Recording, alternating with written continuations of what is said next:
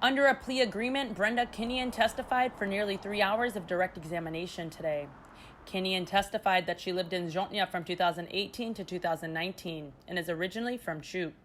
As the government source, she was asked to request a mailbox from former Yona Mayor Jesse Blas to mail in drugs.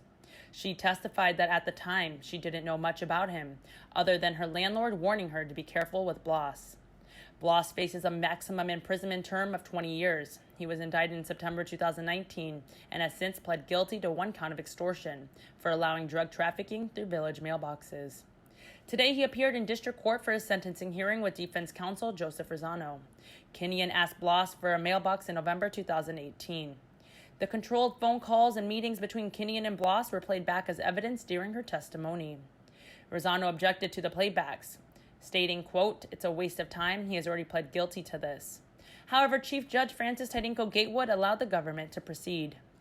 Kinnian testified, quote, "I asked Mr. Blas for a mailbox because I need to bring in my mail that comes from the States. I told him I was going to be bringing mail from the States, as in the drug ice," unquote.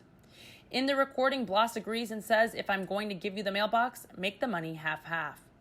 Kinnian clarified this meant when drugs come in from the States, she gives him half the money. Further, she informs that she never received any drugs from the mainland and the packages received were from the case agent.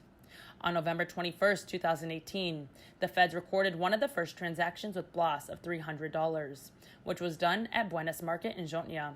This deal led to Blas providing Kinnian with a mailbox address and mail key for a village mailbox. Then in December 2018, a larger sum of drug money of $2,500 was given to Blas. Again, Kinnian was wired during the transaction meeting, which occurred in the Yona mayor's office. Just before lunch, the court recessed and aborted the sentencing due to Candid News Group's live streaming audio of the sentencing.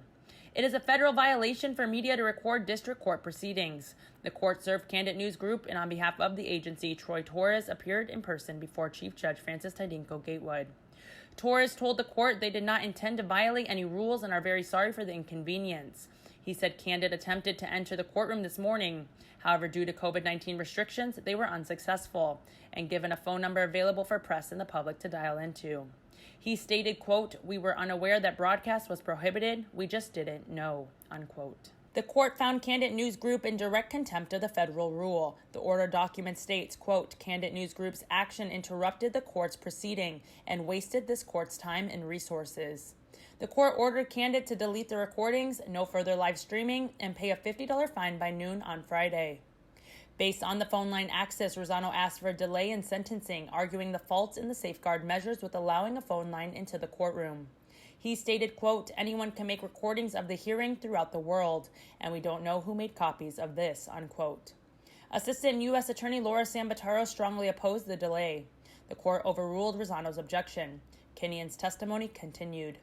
This hearing is ongoing. Reporting for Guam's News Network, I'm Adriana Cotero.